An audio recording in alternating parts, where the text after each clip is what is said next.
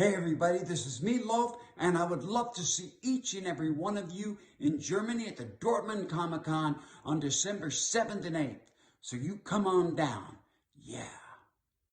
I had a bet with Mr. Jim Steinman, my partner, and the bet was, he said, nobody's going to know what that is. I said, of course they're going to know what that is. I said, I'll bet you $200. He said, okay. So I said, they're going to know what that is because people are really intelligent. Well, they're fucking not intelligent, okay? So anyway, everybody is cut, so I had to pay Jim $200 because he's right. So everybody comes up to me all the time and goes, what is that in that song? What is that? So I'm going to tell all of you, and you can tell all your friends if they don't know. If you go and you read the lyrics, it's right there. Right before every chorus. Now, if it didn't go anything for love, anything for love, anything for love, I want to do that, you would know. But the first one is, I think I'm going right into hell and back. Another one is, I'll never forget the way you feel tonight. And it goes on and on. I can't remember all of them. But that's what that is. So don't anybody ask me that question, okay? You do, we're throwing you out. That's it. Okay. Now, is there anything else you need to know before we start this shindig here? I don't think so. So, is there microphones out there? Does anybody have a question for me? Okay, now, oh good. I'm glad you're going, because I was getting ready to go, okay, this is over. Yeah, Hamid, it's a privilege and an honor to see you here in Germany. Great that you came. I know you've been doing those shows with Kelly Johnson, where he sings and you're doing storytelling. What do we have to do to see you live on stage, sing again in Germany? What? We would like to see you sing live in Germany again. What was the thing before that? You've been doing those shows with Kaylee Johnson, or you wanted to do those shows with Kaylee Johnson. Who's Kaylee Johnson? Isn't it this guy from Idols or what was it? To sing your songs, and you're doing stories. Oh, he sings my songs. Yeah. Oh, does he? I don't know. Oh, I don't know either. All right. I don't know where we're going. Okay, when will I do that? Okay, I gotta explain this to you. I've had 4 back surgeries since 2016, and I have not been able to work. And I don't know, I'm an actor. That's how I started. And I've done 67 films, and sold a lot of records, and did a lot of tours, but my back has kept me from working. And I had a big tour. I couldn't promote the last record because people didn't understand it, but they would have if they were on tour it, because I'd sing one song and I'd sing the other song in that character. And so it's been really hard on my back. I've had to turn down 5 films in that tour and promote that last record. So I don't know. I'm going to try to do a show in April in the city I live in Nashville, Tennessee, and we'll see how that goes, okay? All right. Cool. Thank you. All right, we got a line now. That's the way to go. Hang on, wait. Hang on. Okay, go ahead. I'd like to ask you, since you're also a great actor, which role are you the proudest of? So, which role do you think you did? I think I'm sitting in the wrong place. Then I can hear. Okay, cool. That's what it was. I figured that out, actually. I figured that out. Okay. Now I can hear. Okay, now say it again. Sorry. I'm sorry. Since you're also a great actor, I'd like to ask you which role you're the proudest of. So which role do you think you're the best of? Speak into the microphone. Which role are you? I heard that. I got that. Well,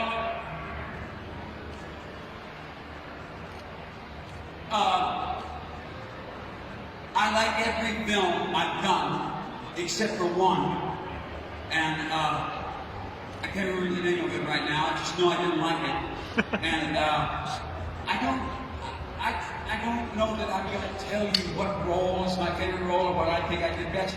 Because everything I do, whether it's on stage with a rock band, whether it's in front of a camera acting, I give everything I have to give at that moment. So as long as I've done that, I'm happy with what I've done. That's the most important thing. In life, if you're going to start something, you go full bore until you finish it. Bottom line. That's it. Thank you. You're welcome.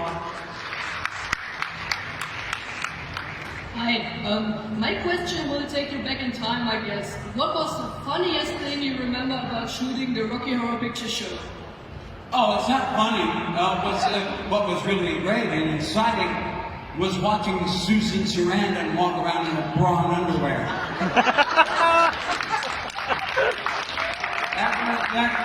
It wasn't funny.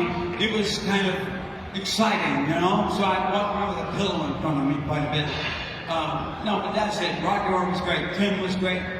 Tim is an incredible actor. And I did the stage play out in LA. And in rehearsal, Tim had always done his line to me. I played Dr. Scott as well in the play. So he would say, Dr. Scott, we meet at last. And I'd go something, whatever I said. And so we had it down. He said that one night he changed the way he said it. He went, "Ha! Dr. Scott, we meet at last." And I'm like, huh? And I couldn't say it the way I've been saying it because I looked like an idiot, okay? So Tim taught me a lot about acting in that moment, that 15 seconds, which seemed like an eternity. So Tim Curry's an amazing actor. And I forgot your question. My question was, what was the funniest moment? Oh, that's right. Well, that was pretty funny. And there wasn't really a funny moment that I remember. It was all kind of funny. Because it's a weird show and people were funny. All right, thank you. Are you Captain Kirk or Scotty? Jean-Luc Picard. From Jean-Luc Picard from the Tenacious D. The next generation.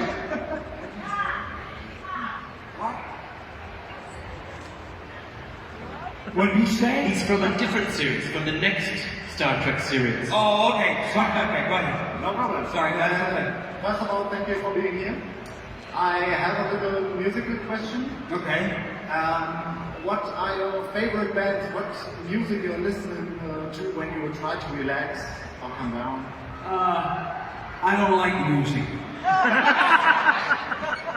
I don't listen to anybody trying to calm down.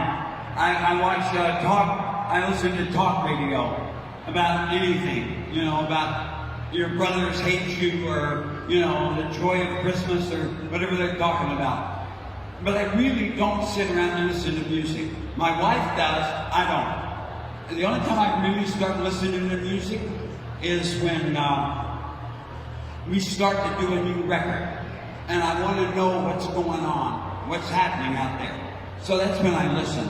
But I do have favorite bands. The Eagles, Bob Seger, and, don't tell me, Foo Fighters.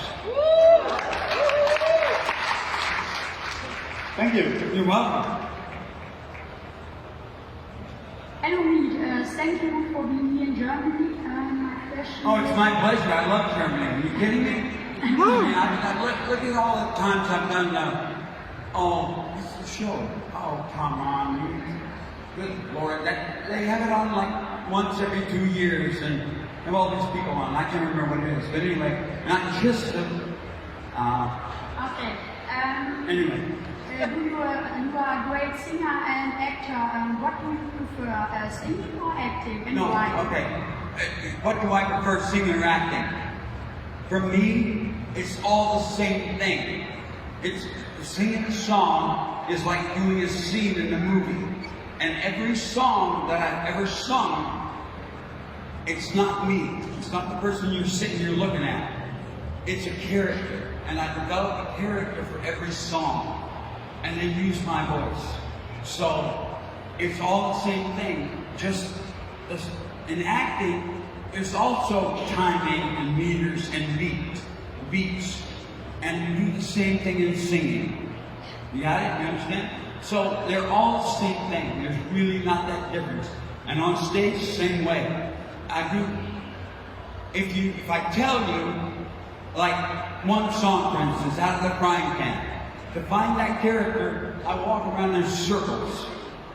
And I have that's called a trigger. And I have different triggers for every song. So I never know what I've done in a show until the next day when I'm able to hear it. Because we've recorded every show we've ever done since 1984. And that's the only way I know what's going on. Okay, thank you. You're welcome. Hi, Nick. Great to see you. My question is, how was it with Brad Pitt, Edward Norton, and David Fincher? So much noise to get into. Can you speak closer to the mic so we can hear you? Yeah. How was it with Brad Pitt, Edward Norton, and David Fincher at Fight Club? How was it? What was it like? Yeah. Oh, Brad Pitt is like, I can only tell you that Brad Pitt is like you, just and me. Because I don't think, you can't call me a star, an icon, or a legend. It's not allowed. I don't play that game. I don't play the game of being a celebrity and don't you know who I am and all that crap. And neither does Brad Pitt. And Brad Pitt is a down-to-earth, solid, rock, steady man. And I love him. And Fincher is a genius at what he does. And Ed Norton is Ed Norton. Thanks.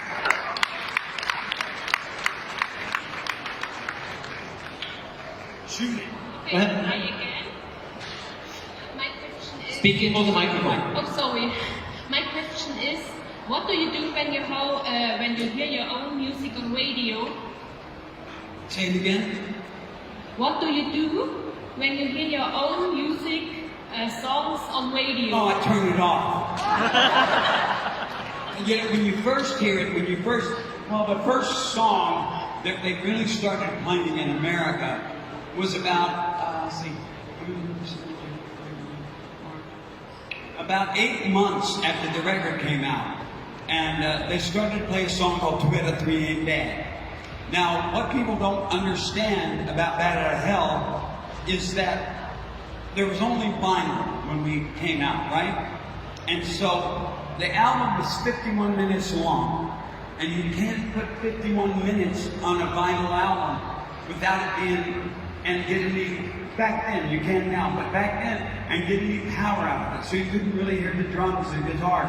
So they had to speed it up. And so they sped up the whole record.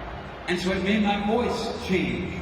So people go around and go, well, you don't sound like the record. No, I'm not sped up. So anyway, when 2 out of 3 would come on the radio, they used to speed up the songs anyway on radio so it'd go faster to get the commercials so they could make more money.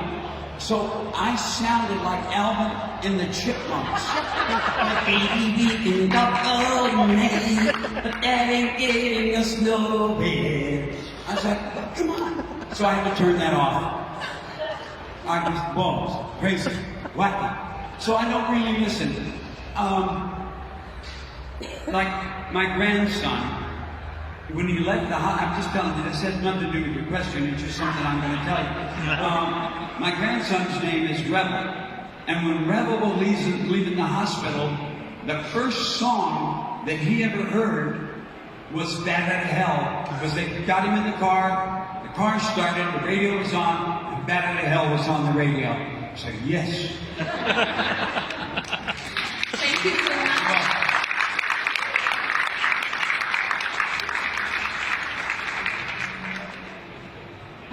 Hi, kind of a random question.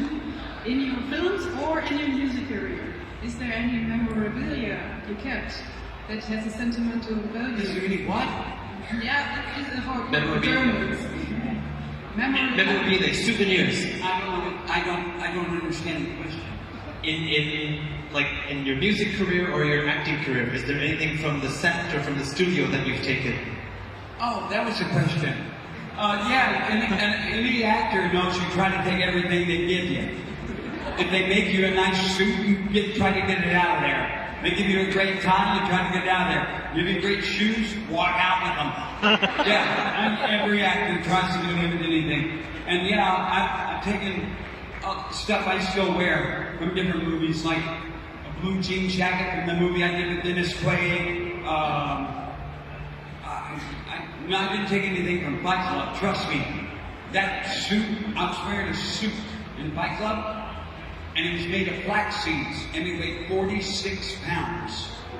And the breasts were 26 of the 46. So now I have a greater appreciation for women that have that problem because their neck is killing them. But this, Did you understand that? I don't think you guys understood that. If a woman has really large breasts, her neck hurts. Okay. Is there something of sentimental value? I What's mean, that? We fans all have a shrine of your CDs and your DVDs and stuff. You need to speak into the microphone so we can hear you. Okay, I hear myself. So, is there anything that has a sentimental value for you that you kind of value very much? Yeah, that I won a German award for music. I won 2 Grammys. Won a Brit. Those are cool, you know. And I got a, icon. I don't know, some Man of the Year thing a couple of times in Germany. So yeah, all that stuff is great. An Edison Award in Holland, because that's only given out every 10 years. So I was the artist of the decade at one point. I don't know which decade it was, but it was one. So that stuff is important, and all the artwork I own all the artwork for the albums. They're all oil paints, and they're pretty big. So I own all those, and that stuff is important. Yeah, thank you. I own Bat Out of Hell on the cover of Bat Out of Hell, and you know who Dick Clark is? Anybody aware of Dick Clark? Well, he's very famous in America. He had a show called American Bandstand, and every band that ever had a hit single, I don't care who they are, from Led Zeppelin on down, was on that show with Dick Clark. And Dick Clark, I was sitting in Greece, and he came and sat behind me watching the play Greece, and he tapped me on the shoulder, meet Dick. I got Dick, how are you? He goes, you have that artwork for Bat Out of Hell? I go, yeah. He goes, I'll give you $60,000 for it. I said, no. So now he's not around anymore, he passed away. Because I could probably get like $250,000 out of him now. But yeah, that's it. All right, thank you. Hello, I have a question. Get closer to the mic. Yes. There was a musical made out of your most memorable songs. So, last year, this musical came to Germany, and they translated the songs. I tried. What did you say? All right, finish the whole question, and then he's going to translate. The musical that were made of the most memorable songs came to Germany last year, and the songs were translated into Germany. So my question is, did you hear some of the German songs, or did you hear songs from you in other languages? And how does it feel to hear songs? I have never heard any of the songs in other languages, and I didn't hear it in German. Okay. But I had, as the people were standing in line for me to sign pictures and things, albums, whatever, I had about 6 or 7 people come up to me and tell me that it was horrible that they translated it into German. And they didn't like it at all. That's the only viewpoint I have at this point. The viewpoint I have is that about 7 Germans didn't like the fact that they were singing in German. Well, there you go. There's a second question to the musical. What do you think about the story they made out of the songs? So there's a story in the musical, so what do you think about the story they made out of these songs? Oh, well, I worked on this story, and because of my back, when it opened in London, I was going to go see it, and I couldn't see it. I eventually saw it, and after I saw it, I said to the producers, I said, it's coming to New York. I said, before it gets to New York, we need to talk. Because I got to change the first act. And I did, and they did, and it was better because you understood the story. Because though the dialogue, if you really think about it, is very Shakespearean for modern day. So Steinman wrote most of that dialogue, and he's another Shakespeare. They just didn't catch that point yet. Okay, so there's another story in New York than it was in London in the first act. Yeah, the same story's there. It's just it's easier to understand. Okay, thank you very much. You're welcome. Hi. I don't want to ask you a question. I just want to say thank you because I think you are writing the greatest love songs I ever heard. When I met the love of my life, we heard your songs. And when he was born, I heard his songs. Was he conceived to Paradise by the Dashboard Light? I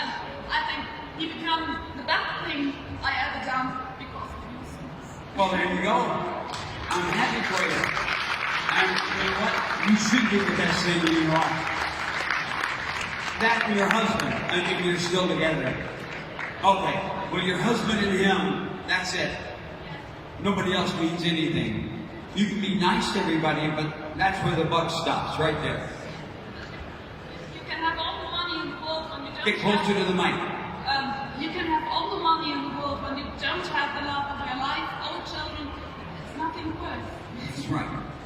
Thank you, dear. Hello. I just wanted to thank you because a few years ago, me and my husband, we went to one of your shows and we had really, really bad seats and my husband was getting upset. She had what? She had bad seats at your show. Oh, bad seats? Had really bad I'm sorry. Yes, and you they saw... shouldn't have sold it. Okay. No, you saw that and you got us off our seats and you gave us front row seats right in front of the stage. So I moved you. Thank you well, very there you much. go. Yeah, So because that, you know. I just have a small question. If you had not had the success you had with music and acting, is there anything else you would have liked to pursue? Yeah, I'd probably been a lawyer. And then for people to save me, you know how you save a lawyer, right? Yeah. When he's in the water, take your foot off the back of his head. I don't know if everybody understood that. It's a good joke. Thank you. So anyway, anybody else got a question? Come on. Nobody else here has a question. Oh, he's running all again. Here they come. All right, we're timing you.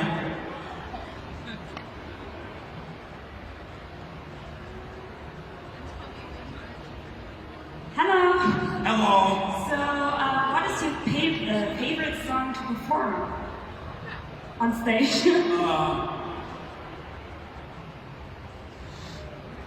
Probably the song Out of the Crying Band, and that's my favorite song to perform. Oh, Crying Out Loud is, but I got a problem with the song Crying Out Loud. Because until I find the character, I start crying when the piano player starts playing it. I can't, it happens every time. If I listen to the song, I start crying. So, the character doesn't cry, but I cry. So until I find the character and he's able to sing the song, I can't because I'm crying. So, that's probably my favorite song to perform when I actually get a chance to do it. But Out of the Crying Band, and my least favorite song to perform is I Would Do Anything for Love, but I won't do that because so many people have heard it, and it's such a big song that when I go to do it, it has to be perfect, and it can never be perfect. So it drives me crazy. I have this need for perfection in everything I do, and I know that you can't be perfect, so that's a problem. So do you also think it's the hardest song to perform? No. What is no, the hardest? That's not the hardest song. All those songs are hard because people don't. If you don't understand them and you don't play them on guitar or something, it's completely different than everybody else's songs. The only ones you can compare to would be Freddie Mercury and Queen. That's it, because the songs go up 3 octaves, and most rock and roll bands don't go 3 octaves. They go an octave and a half. Sometimes not even that high. You understand? It's not very many notes. It's like there's a big hit song that's only 1 chord, sung by a big star. It's only 1 chord, E, and it just doesn't. I can sing that for 14 weeks in a row, no problem. But these songs are hard. Okay, thank you very much. Well, you got time. You don't have a question? You don't care? Oh, yeah. We have a comment? Okay, good. Are you friends with Jim Steinman, or is it more of a working relationship? No, Jim Steinman is my best friend. All right. And always has been. And if you read in the newspaper anything that we argued or fought or anything like that, it's a lie. It's an outright lie. And a few years ago, it came out that Jim Steinman sued me. Not very long, I don't know, it wasn't very long ago. But that's not what happened. His manager sued my company. So Jim and I had nothing to do with it. We talked on the phone, and he called me up and said, "Are you mad?" I go, "Well, I'm not mad at you." And he goes, "Okay, I just wanted to know." So Jim and I are the best of friends, and always will be. He's my brother. That's what that's at.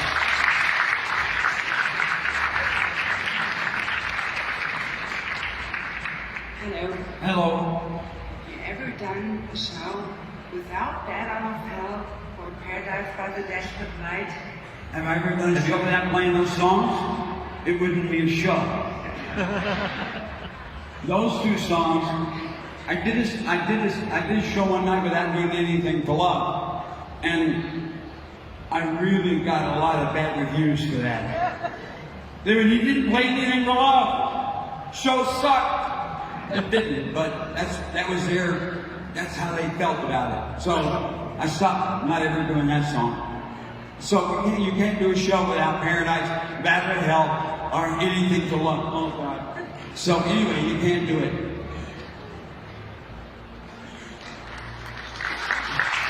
I remember once in London, you started the show and telling the people who don't do Bad Out of Hell.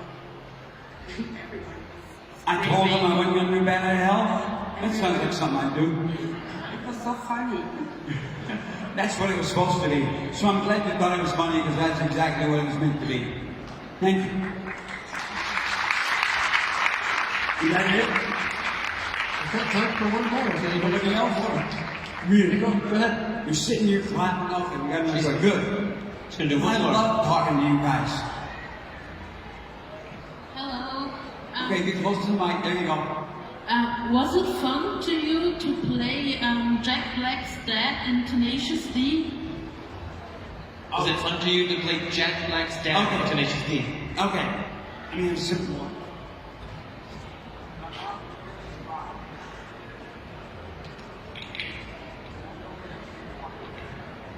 So anyway, what I just said is my mouth is very dry, and I don't understand why. So anyway, okay, Jack Black for 2 or 3 years had been going around doing interviews, and they would ask him about, what do you guys do, you know, what film are you going to do? And he goes, well, we're going to do a Tenacious D film. And they went, oh, great. And he goes, yeah, and I want Meatloaf to play my father. So, okay, and he kept saying it. And my daughter called and said, you see Jack Black was saying, he wanted you to be in this movie? I said, yeah, I know about that. And so people started asking me, well, what do you think about that? I said, well, the only way I'll do it is if Jack Black calls me up and asks me himself. And so one Sunday afternoon, I'm sitting watching American football. The phone rings, I pick it up, and he goes, hey, mate, this is Jack. Now, have you ever been on a phone call? And somebody calls you and tells you their name, and you go, oh, hi. And so it went on for about 2 minutes, and I'm talking, I'm going, yeah, I got it, yeah, okay, mm-hmm, yeah, so what about you? Yeah, okay. And finally I went, oh, it's Jack Black, okay, fine, oh, God, thanks. So I said, I just immediately switched the subject and went, so I heard you want me to play your father, is that why you're calling me? And he went, yeah. I said, okay, because you called me, I'll play your father. So that's what I did. And it was fun. But as Meatloaf, I could have never torn down those posters of all the artists that were on the wall in that scene.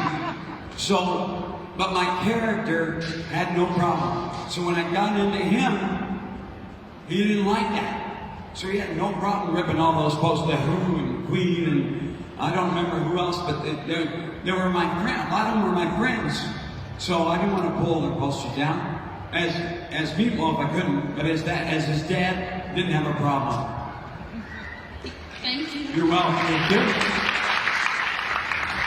Anybody else? No? Okay. So let me say this to all of you. All right. I have been doing this a long time. But I wouldn't have been able to do it without you. You have made my life complete. And so whenever I get a chance and I get an audience like this, I have to say to you, from the bottom of my heart, I thank each and every one of you. And I'm not just saying that, I mean it. So thank you very, very much. Thank you.